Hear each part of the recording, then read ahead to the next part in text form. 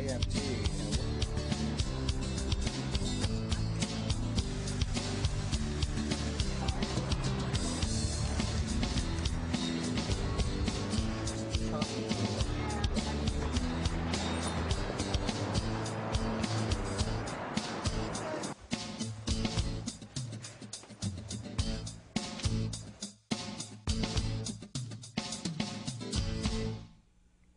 This is Brian Lehrer Live, where web video meets the issues. And tonight, where the shovels meet the dirt in Prospect Heights, Brooklyn. Our first video documents the groundbreaking last week for the controversial basketball arena for the Nets at Atlantic Yards. This footage was produced by opponents of the project called Develop Don't Destroy Brooklyn, but it shows both sides, the mayor and the developer, Bruce Ratner, and the protesters.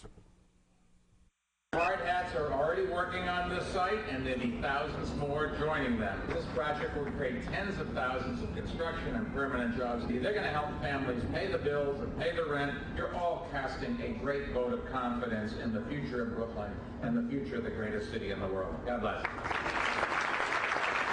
This is the wrong way and the worst way and the least efficient way to develop this part of Brooklyn and to bring affordable housing, much needed affordable housing, to Brooklyn. That's not what this project is about. Today you're going to hear about an arena. All right? Thank you. I will tell you, rarely, no matter what anybody says, have I seen a governor or any administration push so hard to get something done as you committed. And you also met your promise. And I'm very, very grateful. Thank you. I'm very proud.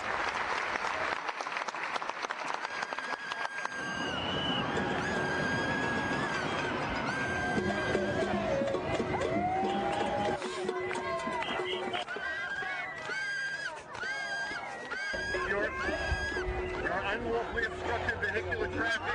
I'm ordering you to leave this roadway. If you do so while carrying no charges will be placed against you.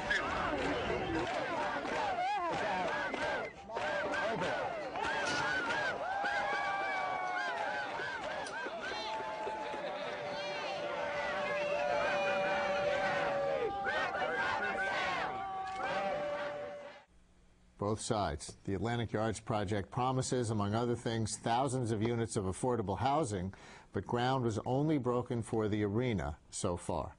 Also on the agenda for tonight, understanding a massacre. We will look behind the sectarian violence in Nigeria. Also, on this St. Patrick's Day, we'll get beyond the beer and shamrocks to examine Irish New York then and now. Plus, we'll see a useful tool that Google is peddling. First, go to Google Maps and search for directions. You can choose to get directions by car, by public transit, for walking, and now for biking. But first, word came today of renewed violence between Muslims and Christians near the Nigerian city of Jos.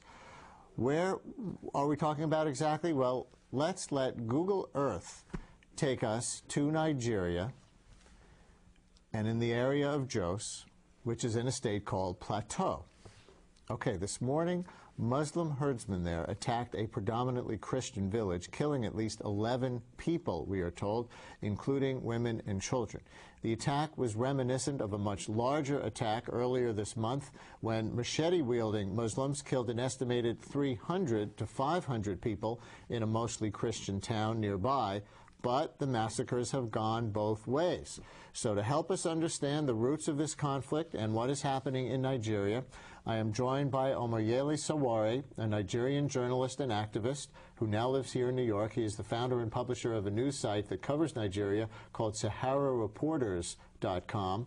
Also with us is Eliza Griswold. She is a fellow with the New America Foundation and the author of a forthcoming book called The 10th Parallel, Dispatches from the Fault Line Between Christianity and Islam. Welcome to both of you. Thank you very much. Can you tell us more, because this is going to be new news to most of our viewers, about what happened today as you understand it? As we understand it, today is another of those reprisal attacks by herdsmen in the Jos area of a plateau state in Nigeria. And since 2008 in particular, when elections in the Jos North local government were rigged by the ruling party in favor of a candidate that did not win, there has been escalation of a crisis that has been historical. It's been a situation of settlers and indigents in the area. But elections that have been conducted poorly and rigged escalated in 2008, and since then there's been bloodletting.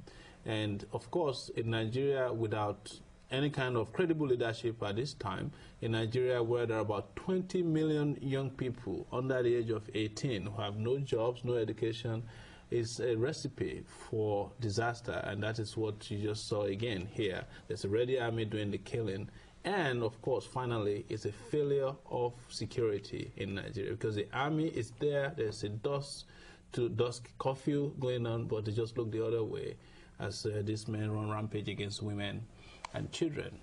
He said reprisal killings. Were there killings that went the other way first? That's a very good question. Yeah, there have been cycles and cycles of violence in Nigeria over the past decade, really since the end of military rule, particularly in this area between Christians and Muslims.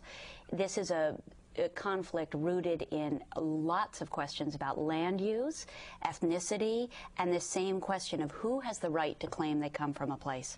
So yes, there have been reprisal killings, and these in particular come from a series that came just a month ago.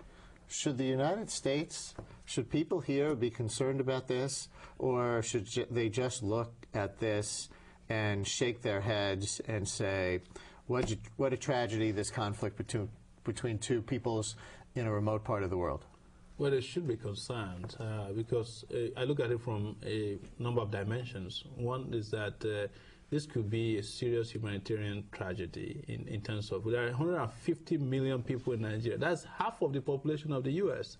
If there's a conflict that goes out of control, it will shake the world. And secondly, Nigeria has resources that Americans cannot turn their back on, especially oil, gas. And this kind of crisis, when it escalates, is going to affect production of gas. There's no question about it. And of course, finally, it's important to know that if Nigeria breaks the way it is going, if it breaks down, it will make Pakistan look like child play in terms of what is capable of happening. It's hard to make Pakistan look like child's play. That's a difficult task, but you know, but even to put it in the same breath is going to be news to many of our viewers. Absolutely, no. The situation is dire, and it could get extremely worse, both because of the federal government and also what's going on in the local government now, which is a mess. You know, I mean, I think it's extremely important to note that we in the United States have said that Nigeria is the most important country to us in sub-Saharan Africa. That is largely a matter of oil, but that's exactly right, that 1 in 6 Africans comes from Nigeria, and we overlook that a lot. And, of course, there's a big Nigerian population here in this country, many, many taxi drivers in this city and many others.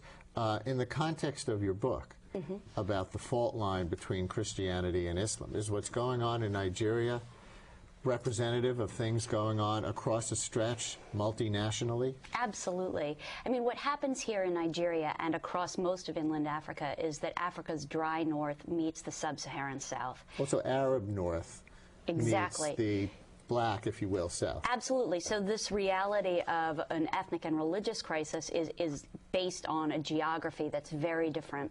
And so Islam got approximately to the 10th parallel, that far south, which is about 700 miles north of the equator, during the 1800s, because camels and horses could go over dry land. But when they hit the jungle, they had to stop because of tsetse flies. And colonialists coming in and targeting these communities came with missionaries. And many missionaries explicitly targeted this line, the 10th parallel, to stop Islam from winning Africa.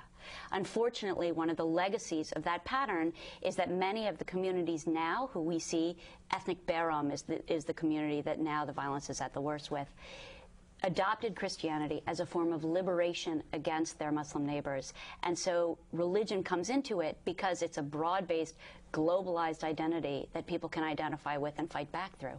Do you want to expand on that? Most of black Nigeria is Christian?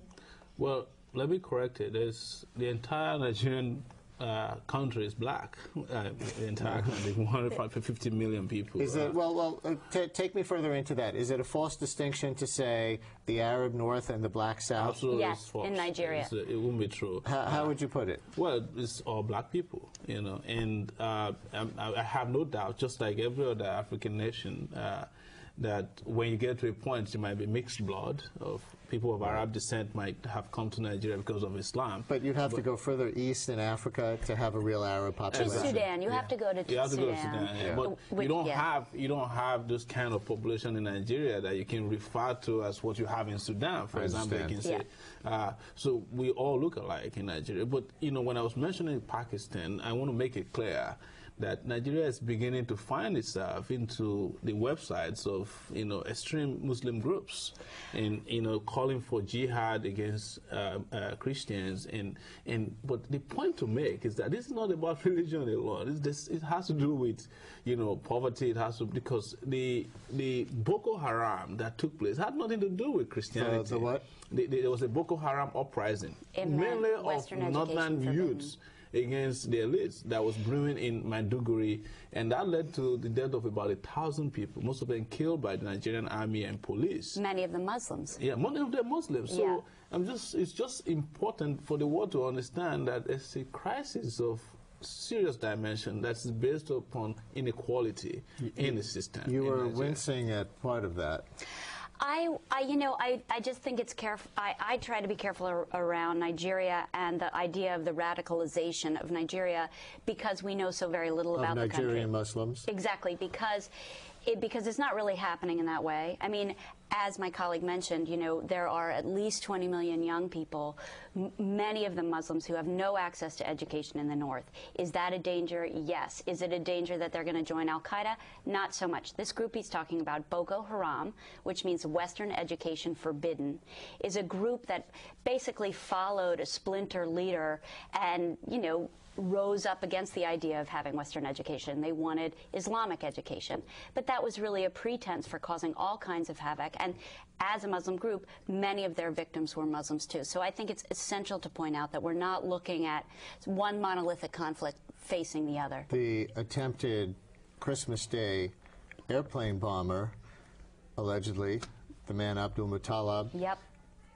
Nigerian Muslim. Absolutely. And coming from a globalized, wealthy, globalized population, much like Osama bin Laden, right? I mean, we don't look then at Osama bin Laden's roots and say it's every single Yemeni, and that's why I think it's just careful to be. But there is a radicalized portion of the Yemeni population, a radicalized portion of the Saudi population from which bin Laden came. You're saying the context is not similar for Nigeria. The context is not similar. We'll get you back in there in a second. And wealth has a great deal to do with it, because when you're looking at people who can move around to hurt us, essentially you're looking at highly educated, several language speaking types, right? And people say he was really radicalized in London. Absolutely. When he lived in London. But wait, I thought poverty radicalizes. Wealth radicalizes? I don't think anybody's claiming poverty radicalizes.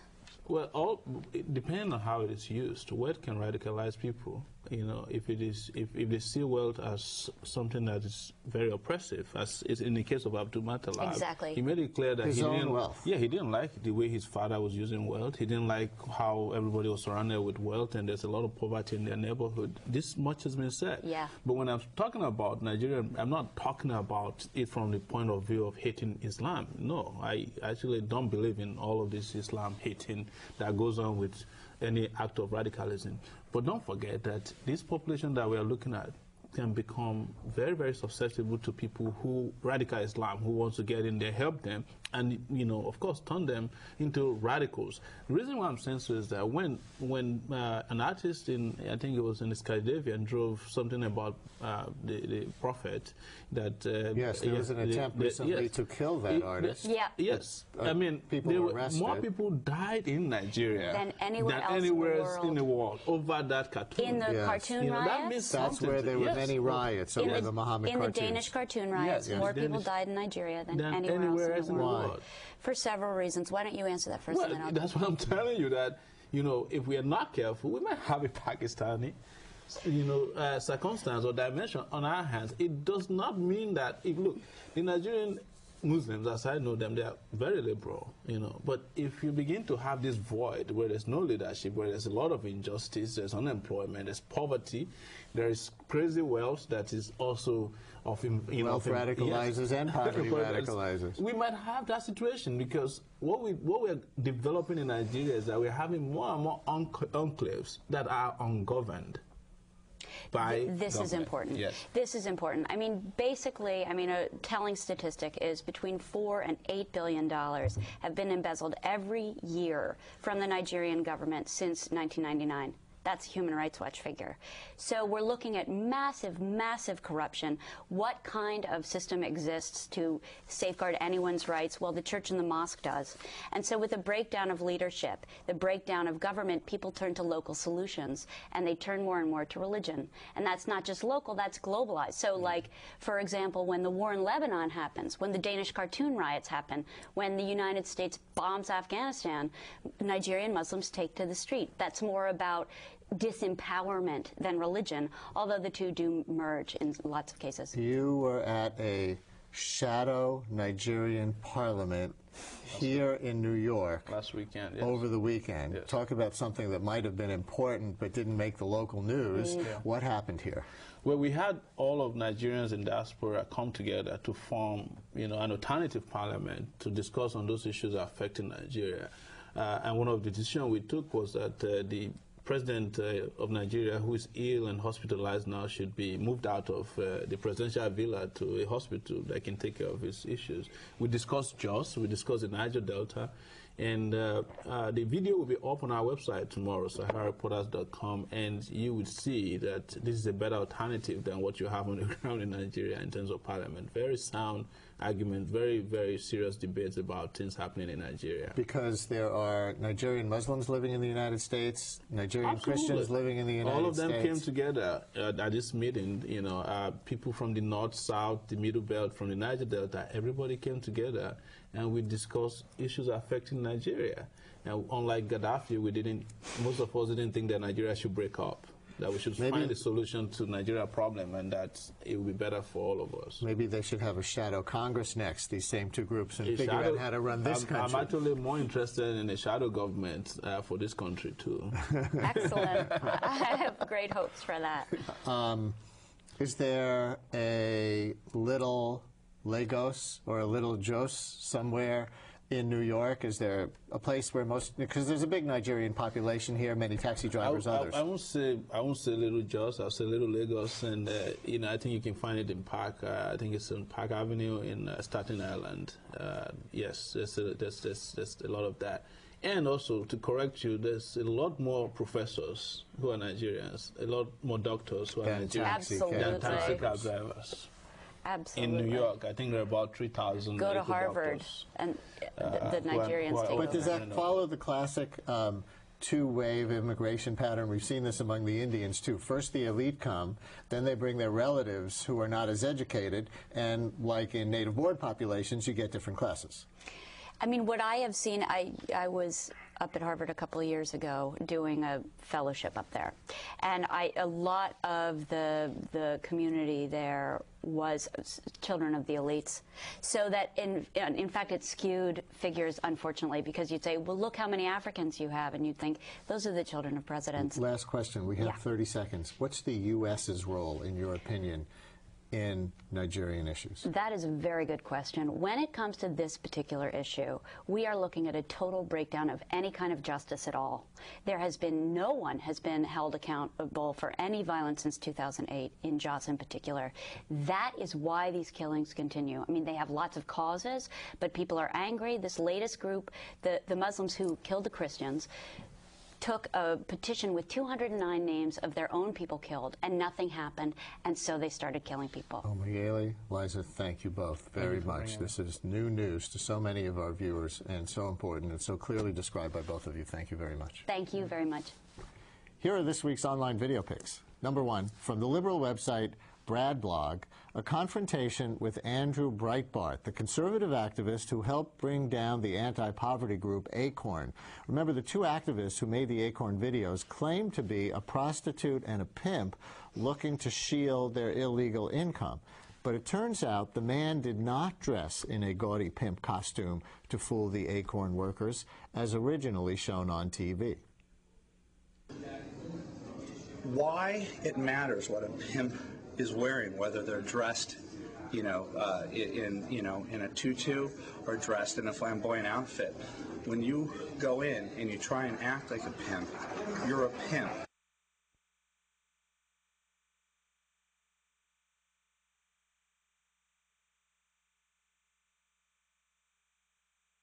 It never dawned on me, who saw the edited videos and who read the transcripts and who heard the audio, and that's which I required.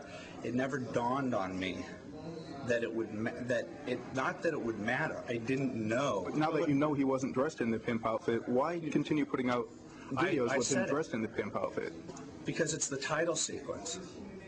It's the title sequence with music. Which has led a lot of the media to believe that he went into these offices and reported. Now, I understand your concern about it, and you have hyperventilated, and you and Eric Bollard and the Brad blog think that this is the most important revelation in the history of the world. The only faux discrepancy that you can point out is one that never dawned on anyone that people thought was... That's not quite true. I'm sure you've been seeing some of the videos from BigGovernment.com. These videos were put together by filmmaker James O'Keefe. He's dressed exactly in the same outfit that he wore to these Acorn offices up and down the eastern seaboard. Or not, as we now know. But as a result of that grassroots sting operation, Acorn has been forced to shut down many of its national operations and was kicked out of its census count partnership with the government. It is trying to regroup. Video pick number 2 has got Google skeptics buzzing. It's a profile from an Australian television program called Hungry Beast, concerned that Google is getting too big and too hungry. Here's a few of the things Google wants to own: your phone, your email, your computer, and your entire digital life. Whatever you want to do online, Google wants to be your one-stop shop. It also wants to own the cables that deliver the internet itself and the electricity to power them. Google also wants to provide your entertainment and your news. It wants to build the largest library ever. This project is currently the subject of a class action lawsuit brought by publishers and authors. And it wants to know where everything is, from your front lawn all the way to Mars. Google wants to track you, storing records of everything you look at online for 18 months. It also wants access to your health records and your DNA, with 2 of its early investments in genetic testing companies. Google wants to follow your friendships. Social media platform Google Buzz was engulfed in complaints last month over alleged privacy breaches. It is now the subject of another class action lawsuit. And it's not the first time that privacy has been an issue. Google Maps and Google Earth have been criticised for including photos of naked kids, people vomiting, and leaving sex shops. 2 months ago, Google CEO Eric Schmidt said of privacy concerns, "If you have something you don't want anyone to know, maybe you shouldn't be doing it in the first place." So Google may be dominating the world, but at least one thing is different from old media. That video has been seen 90,000 times on YouTube, which is owned by Google, and no one has tried to take it down. The diversity of the platform is determined by its users, not by Google itself. By contrast, video pick number 3 is about NBC's attempt to save its hide from new media by merging with cable provider Comcast. But a congressional hearing on the merger revealed how undiverse NBC is. I'm told that there is no black programming. You have no more black programming. Is that correct? Are you talking about NBC right now? Yes. Yeah, on NBC. There's not a program on NBC that has an African-American central theme to it. That is correct. And what are the blacks on your team saying about the inability to find black programming. What do they say? If you have some who actually look at this stuff, Yes, we do. what do they say? Not good enough? I think we haven't found that program yet. Okay, so you have 12 directors. You have one woman and one African American, Mr. Bacon, We have Mr. Bacon on the board, that's correct. and any Latinos or Latinas? We do not at this time. That excerpt posted by Video Free Press. Pick number 4 is part of a new video infographic by Dennis Van Werebecke on food dependence. It's called How to Feed the World and is aimed at children ages 9 to 14. Miriam is an agronomist. Her job is to think about agriculture, and she tells it straight. We've got to come up with a new type of agriculture, enabling us to produce more and better. But how? For example, by using organic products which are not so harmful for the environment. By using crop rotation. By going back to local plants which are more suited to the soil and climate. By combining complementary plants using watering techniques which save on water. But to access all of these techniques and own the land they work on, farmers in southern countries require financial resources. And on Earth, financial resources are usually located in the northern countries. This means that these countries have a heavy responsibility. Rather than sending their stocks of cereal or milk to the poorest countries in massive quantities, they should help them develop their own food production and its distribution on a local scale. Humans have an old proverb: give a man a fish and he'll eat for a day. Give him a fishing rod and he will eat for a lifetime. Okay, so say you want to eat locally grown food after that. Video pick number 5 is a tour posted by Skeeter NYC of John Fazio's rabbit farm in Modena, New York, south of Albany. Here's how the rabbit sausage for New York City restaurants is made. What you got to look for in a rabbit, you want, when you process them, you want to see fat around the kidneys inside, and they have 2 strips of fat on the back of the neck. You want to see that in a rabbit, and that'll show that it's a good, healthy rabbit. As you can see, these rabbits are all spotless. You know, you pick them up, your hands don't even get dirty. Yeah, it's not natural, but I mean, as you can see, we try to keep them, you know, they look calm and nice. They're not, you know, going crazy. So rabbits never get to go outside? No. If you raise a rabbit outside and on the ground, what will happen is, from them, you would have to pen them naturally. And from them having dirty floors and walking in the manure, they'll lick their pores like you see a rabbit does, and that'll cause them to get, it's called coccidiosis, and that's spots on the liver. And all our rabbits go with the livers in them, and you need to have nice clean livers, and that's why, you know, we'll keep them no hay in here, because hay would cause their manure to build up, and, you know, the rabbit would be dirty. And those are this week's online video picks. This is Brian Lehrer Live, where web video meets the issues. And here it is, March 17th, St. Patrick's Day, an official holiday in Ireland, an unofficial one here in the city. And the day got us wondering about the state of Irish New York, old immigrants and new. We'll look into that shortly. But first, let's get a glimpse of the St. Paddy's Day parade up Fifth Avenue. Producer Marty Goldenson brought us some iPhone video he shot as he walked to work today. It reveals that the parade not only lures teens out of school, but tourists from abroad.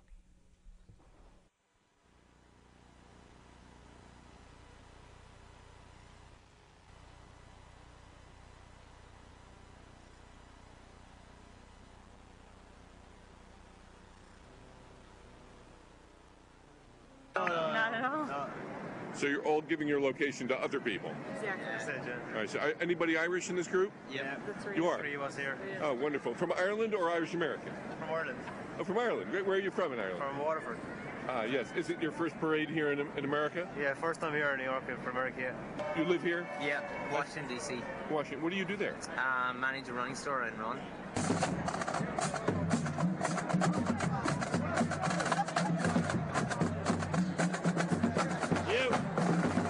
Where are you from? Germany. And Germany? Germany. Oh, where in Germany? Yeah, Stuttgart, Baden-Württemberg. Yes, and I see that you're wearing the official Irish gear here. Yeah. Right, this is good. We've got hats, we've got boas, we've got flags, we've got beads. I've got shamrock shades, okay? And we're legal vendors, and a lot of times we don't get the opportunity to make a living. So I'm appreciating NYPD today. Thank you guys for letting us eat. He's pretty calm for a parade, isn't he calm? They all have their moments. You know, it's quiet right now, but we bring horses specifically. Some horses can handle parades better than others. These are proven parade horses. Me, I'm not too sure of. He's good. You seem to have combined the Mets and the Irish together. Certainly. The Mets need some good luck. We definitely need that. Hopefully Daniel Murphy will provide. So where are you all from?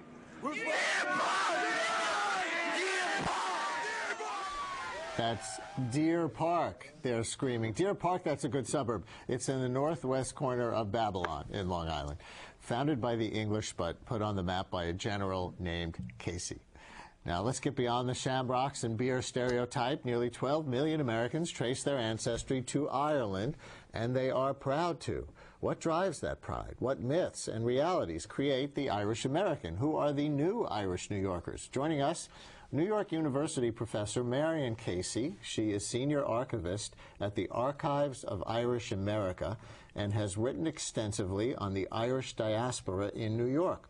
Also here, Brendan Fay, who surely has feelings about that parade footage we just showed. He is a gay rights activist, and the last time he was welcome in that parade, at least in an organized way, was 1991, before its organizers managed to legally exclude gay groups.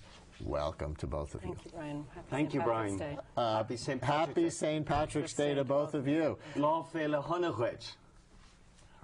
Translate? Happy St. Patrick's Day. That's all. In Irish. Thank you. Straight ahead. So here we are on Census Week, as people are receiving their census forms. What's the change that we would be seeing right now in Irish New York 2010 compared to Irish New York 2000? Well, your number, you gave a number 12 million. That's a very interesting. Is that Irish America or Irish New York? Don't know what that originated from. It's that's a national. I believe that's a national number. In general, the number's been going down from a height of about 44 million in 1980. Nationally down. So in 1990 the number was smaller, but the ability to claim Irish was different. So you could check off, you could put down Celtic, for example, or Scotch Irish, or any variation, a number of variations. It's sort of a category that can be massaged. So I'm not going to swear that by that number. It sounds like it's very low. It was about 36 million in 1990, lower again in 2000, and it's anybody's guess what will happen in 2010.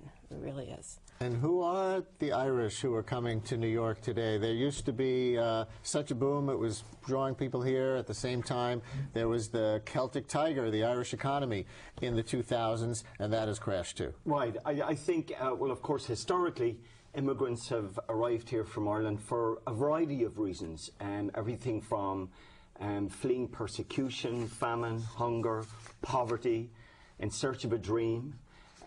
Persons like me, gay and lesbian persons, were looking for a place where we could simply be ourselves, fleeing and leaving a land where it was a criminal offence simply to be gay, arriving in New York like everybody else, hoping to live the American dream and to be ourselves. Little did we think when we arrived that in our own community that, unlike everybody else, Irish or not, on the avenue, so many Irish who, like me, are lesbian and gay, were actually excluded from our community's celebration. One huge difference we've seen is actually more and more Irish who are seeking for a place at the table, an equal place, whether in Ireland or here. And I think that's going to be new in the census and elsewhere. You're going to have Irish immigrants who are asking to be accepted and treated equally. Just like, you know, we'll say, this morning I was at Gracie Mansion. at the mayor's breakfast. You were? Yeah. Now, the odd thing is, I could be at breakfast at the mayor's, at Gracie Mansion, not the mayor's mansion. It's the people of New York. He's the current resident. And it was marvellous to be there with somebody like Christine Quinn, open Irish lesbian speaker of the city council, with council member Danny Drum, you know, again, great Irish American teacher, and others, myself. Could go to Mass in Irish, and yet not be on Fifth Avenue in the parade. By the way, guess where Christine Quinn is now? She's at the White House having dinner with the president. So breakfast with the mayor. are breaking many places, not some other places. Right. Sexual orientation aside, the history of Irish immigration to New York, when you go way back, was that they were among the most discriminated groups. No dogs in Irish need apply and all of that kind of thing. Do the descendants of the potato famine Irish now constitute part of the establishment in America? Well, first I have to set the record straight that there have been Irish in New York City long before this famine, long before the famine. When I teach the Irish in New York at New York University, we begin in the 17th century, and we carry it forward. There's New York City, or New Amsterdam at that time, had a very lively trade with Ireland, and trade and migration always brought people to New York. So the Irish have been here before, and their history has been very much colored by a British tradition of anti-Catholicism. This was a colony that prohibited, on pain of death, anyone to be Catholic. So the arrival after the American Revolution, when all those restrictions were lifted, it was actually the only, it was a place where you could be Irish and Catholic at least 30 years before you had Catholic emancipation in Ireland itself. So in many ways, New York was a liberating place for the Irish before the famine. So those we have a long history, complicated by multiple generations. Brendan is what we would call, he's an immigrant. I'm first generation. But because we have a 400-year continuation of people arriving, you have first, second, third, fourth generation all at the same time. So it's very complicated to say why. Do you think you can trace a political split along generational lines among Irish Americans? People often say that to me. Do you think it's the older Irish who can't handle, you know, the new crowd? And yet, to be quite honest with you, I remember when Tom and I got married in 2003. That's my spouse, Tom, whom I met at Mass, by the way. Where did you get married? We actually, we had a religious ceremony in St. Anne and the Holy Trinity with a Catholic priest in our community. But then we were legally married across the border. Brooklyn? Is That's that in Brooklyn. St. Anne? Yes. So you're going to ask me about my marriage? And then we got, and then of course, but to be legally married, we had to cross the border to Canada, to Toronto. But we went back to Ireland then and had a bit of a celebration in the town that I'm from. But the beautiful thing, one of the most moving letters we got was from, you know, our friend Stanley Riger, who played the accordion. He's now in his 80s. His mother, who was 98, wrote a letter that there was something that really upset her about this wedding. And I was reading her little note, and I said, oh, geez, I wonder what she's going to say. And she said it was that we arranged it at a day in which she couldn't be there and present for, but wishing us the best. So I think that's a bit of a myth, actually, that it's a generational thing. Did you want to talk about your marriage? Only if you think it's relevant. Only if you think it's relevant. Well, I married someone who did not know he was Irish until I taught, you know, did a little family history, and he's Protestant Irish. His father's grandfather was a longshoreman to Brooklyn, Protestant Irish, and it's a very interesting case in which religion subsumed ethnicity. And they were raised in Park Slope, a big family of red-headed Irish Protestants who did not identify as Irish. And I find that absolutely fascinating. And I think it's a hallmark of contemporary America. My students are from all over the country, of a mingling of different ethnicities, and absolutely curious about their past, not just the Irish dimension. And I think that's the wonderful thing, the thing that keeps me teaching Irish American history is the way, when you have longevity and you are people with white skin who are English speaking and have encountered all the hurdles and barriers and successes that immigrants today in the United States are experiencing.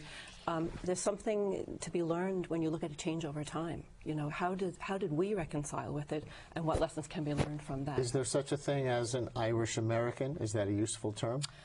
Well, once upon a time you could say Irish American equals Catholic and Democrat, but not anymore. Not anymore at all. It's so complicated anymore. Well, actually, the phrase I often use, because I often say, well, I'm neither here nor there, because I'm a green card holder, resident alien. I actually tell people, in Ireland, they call me the Yank. You know, I've left. And yet here, I'm excluded. So I tell people I'm a New Yorker. I'm neither here nor there, but I'm a New Yorker. And I think it's this city, the spirit of the city, that connects so many of us. And of course, you've got people we work alongside with, we intermarry. And so we've, like when we started, after getting arrested, by the way, and excluded from the parade for so many years, I said, sure, to heck with this. Got together with Irish in Queens, and we began the St. Pat's for All parade, and said, can we have an Irish celebration that will bring us all together, be truly Irish and hospitable? And that was 10 days ago here in New York, right? That's right. We always hold it now on the first Sunday of March, and it was marvellous in Sunnyside. And now, no, Brian, it's completely in a tradition of counter demonstrations and protests. Again, this parade is 250 years old, and there have been at least 5 occasions in the 19th century where there were 2 parades on the 17th of March, one actually following the other in one case. Over what in that instance? A split on who had control of the parade and the order of civic marching groups. It's, you know, nothing. Everything new is old in a way. And the other is a very interesting thing. I was teaching my students last fall about it.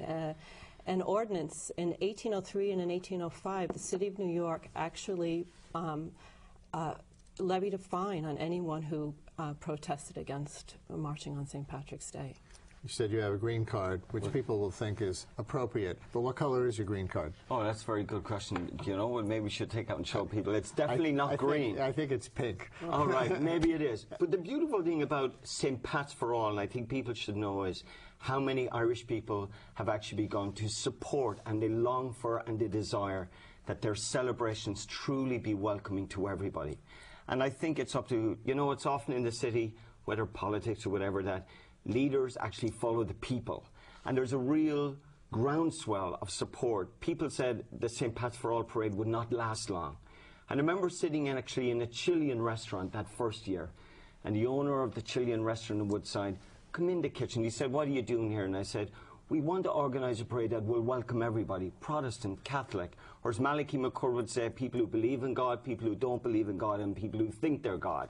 So, and lesbian and gay people, especially the excluded.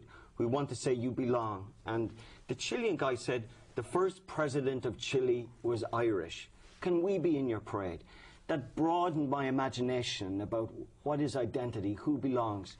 And that's great. And we have 10 seconds left. Are you going to continue to fight legally to get into that other parade, or the heck with them? Oh no, in fact, I never said to heck with them. I'm committed to St. Pat's for All, and I believe the spirit of our inclusive parade in Queens will soon be spreading to all the 5 boroughs. And just like we were in breakfast with Gracie Mansion, Christine is in the White House now, soon we will all be on Fifth Avenue, open and as ourselves, celebrating the grand diversity of the Irish community in New York. Well, you're all welcome here. Thank you very much. Garamila Mahagat. Thank you very much, Brian. Coming up, Google mapping a bike ride through New York. This is Brian Lehrer Live, where web video meets the issues. This is CUNY TV, the City University of New York.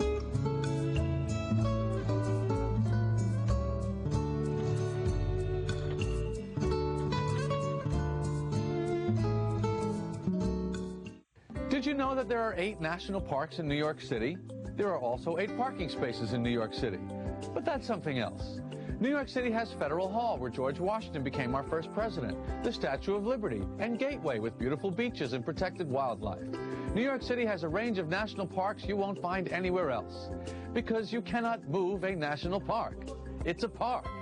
Even if you wanted to get it out of here, you couldn't. America's spirit lives in our national parks. Ma, guess what? I went back to college. No, I didn't quit my job. I'm finishing my degree with a CUNY Online Bachelor's in Business. I interact online with real City University of New York faculty on a schedule that fits my busy life. Ma, you should look who's teaching at CUNY. And it all leads to a high-quality Bachelor of Science degree in business. I can attend class anywhere, anytime. Yes, Mom, even at your house Friday night for dinner. The CUNY Online Baccalaureate. Get back to business.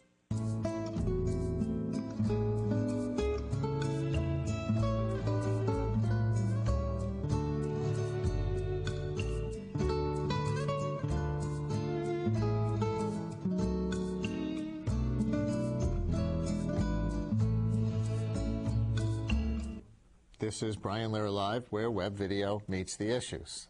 Spring is here. Well, officially this Saturday at midnight, and just in time for the wonderful warm weather, Google has added bicycle routes to its Google Maps. What's this mean for us bikers in the city? Safer and better routes? Not getting lost? More fun? We hope so. Joining us, Transportation Alternatives Bike Advocacy Director Caroline Samperano, and Jordan Anderson, co-founder of Ride the City, which has made previous bike maps before Google did. Welcome to both of you. Thank you. Thank you. And let us look first at a Google demo video about its new Google Bike Maps.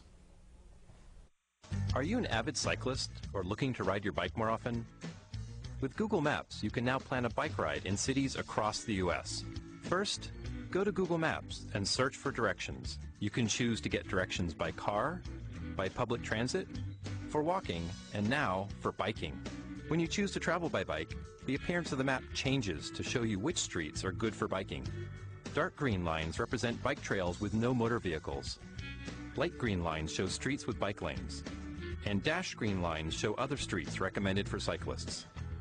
You can read step-by-step directions and see your route on the map. You'll be routed on streets that are not too steep and are more suitable for biking. This wiggle in San Francisco helps cyclists avoid steep hills. Choose from several suggested routes to take a path you prefer. Or drag and drop the blue line to create your own custom route. Let's go out to the beach and ride along the bike trails in the park. To explore all bike paths in an area, you can also turn on the biking layer in the More menu. Zoom in to see labeled bike routes and decide where you want to ride. So far, we've added bike data for hundreds of U.S. cities and will continue working hard to improve our quality and coverage. You can use the Report a Problem link to communicate directly with Google about edits or suggestions you have for our maps. Hop on your bike with Google Maps at maps.google.com/biking. So, Caroline, Google Bike Maps, they have them for New York. A good thing? Yeah, I think it's a great thing. I mean, as an advocate that wants to see more people cycling, online tools open up cycling in the city to more people. New York City has always had a free bike map, and I think that, you know, the move from maps on paper to online really puts New York City streets under a microscope and gets a conversation going. Jordan, you have a similar service called Ride the City. How is what Google does different from what you do? What Google's doing is very similar to what we're doing, and I have to say we're actually very excited about, you know, having more tools out there that help cyclists get around. What we're doing is maybe kind of orienting ourselves more toward sort of beginning cyclists who are just trying to figure out, you know, what is the safest way that I could plan out a bike route. Versus kind of what Google is doing, which is maybe something that's more geared toward an experienced cyclist who wants to kind of see a sort of suggested bike route, but then maybe tweak it a little bit. So let's see a video that demos a little bit Jordan's service compared to Google. Let's take a look here. So this is Google. So this is... Go ahead. Yeah, this is Google service. This is going from downtown, actually it's going from Staten Island to downtown Brooklyn, and this is actually a little problem with Google service. They're routing bicyclists over the Verrazano Bridge, which is not allowed. Oops. And again, this is something you know, when we first launched, we had a number of issues with Ride the City as well, and it's, you know, takes a little bit of time to work out these kinks. So let's see, do we not have another slide here? That's the Ride the City version. There we go. So this is the Ride the City version. Again, downtown Brooklyn to Staten Island, this time using Ride the City and taking on the Staten Island Ferry, which is the way to get to Staten Island by bike. They have a bike hold? Kind of, yeah. Actually, you can take it anywhere you want on the Staten Island You just hang Ferry. out with your bike. Just hang out with your bike. On the ferry. So the fact that you got it right and Google got it wrong in this case, is that the difference between a computer-generated algorithm and you who have personal knowledge of New York? Not necessarily.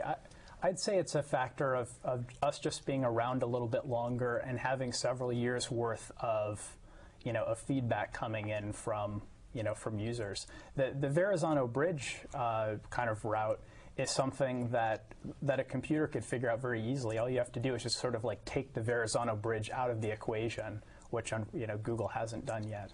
And Google is making an attempt to reach out to the biking community in New York and get it right on sort of a personal level? Yeah, actually, I was at the National Bike Summit last week, and that was in D.C.? It was in D.C., and there were over 700 advocates there from across the country. And they had engineers and programmers there that were basically asking people to sign up to be trusted map contributors.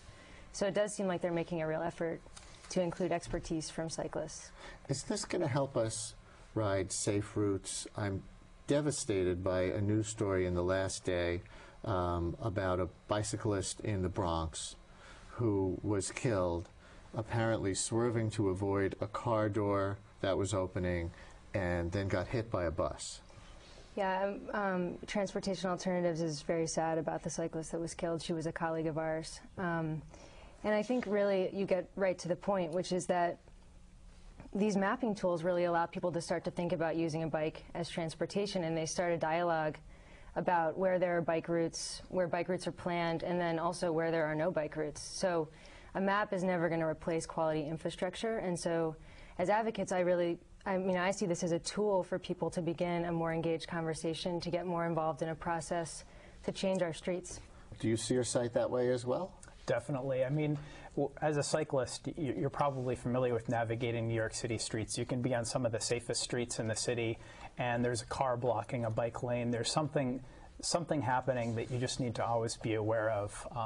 And I see Ride the City, and I see Google's effort, and maybe more than anything, I see the effort that Transportation Alternatives is making, and that the city's Department of Transportation is making as well, in kind of helping to make the city a safer place for cyclists. Is Google meeting its obligation so far to get it right? I realize it's brand new. You know, I think that they do. They have the report a problem function. They've put a call out to people to contribute. So it does seem like in terms of what they can do and their technical expertise, they're doing what they can do. And I think, as Jordan said, we're really lucky to work with Ride the City on one of our websites, bikingrules.org. And the service, the mapping tool has grown so much. It's gotten so amazing. So I think it shows what time can do. Is your service a business, or is it a volunteer opportunity on your own part? I would call it a little bit of both. We're a business, but our profit and loss statement was much more on the loss side last year. Do you feel that Google is competing with you? Is this going to be the monster that eats your little local thing? You know, we're going to try to make Ride the City a little bit different. We're going to try to really develop, you know, a community around bicycling in the cities that, you know, where we're kind of like very strategically, you know, going into. So I think we're going to try to carve out a little niche for ourselves. And you're involved with something called Bike Buddy? Yeah, so Bike Buddy is an idea that we've been playing around with at TA, Transportation Alternatives, and the idea would be that, like Jordan's saying, you know, there's the power of the map to connect cyclists, and, you know, cycling is inherently a very social thing. We know that when there are more people cycling, it gets safer to cycle. So one idea we had for Bike Buddy was to create a social networking tool and a route sharing tool. So, you know, working with Ride the City, creating a way for cyclists that have the same commute to meet each other and meet up and share their ride together to work. And to do that across the country so that cyclists in Chicago and San Francisco and New York can meet like they do on Facebook and have a platform for that. What's the biggest obstacle to a good bike map of parts of New York? Biggest obstacle? Actually, bridge access is a really big obstacle. You know, bridges, anytime you're approaching a bridge, it's usually sort of complicated. You're coming off of regular city streets and you're coming on to kind of small pedestrianized walkways. Bridge access is often, you know, one of the biggest challenges trying to steer. And are we looking at a good example of that right now? This is from Google, and, well, the image changed. Yeah, so this... But this is the Pulaski Bridge access, I think? Right, exactly. So this is a case where we're using Google to ride from, I believe, Williamsburg in Brooklyn up just south of the Queensboro Bridge and going over the Pulaski Bridge. The route that Google suggests works, but it actually takes you up a stairwell on the Pulaski Bridge that I've never taken before. I think you can take it, but most people wouldn't. Carry your bike up the steps. Right, exactly. Or not. And I think we had the Ride the City version up there. There we go. And we're out of time, so that image is going to be the last word. Okay. Happy riding, safe riding. Happy spring. Thanks, Thank you.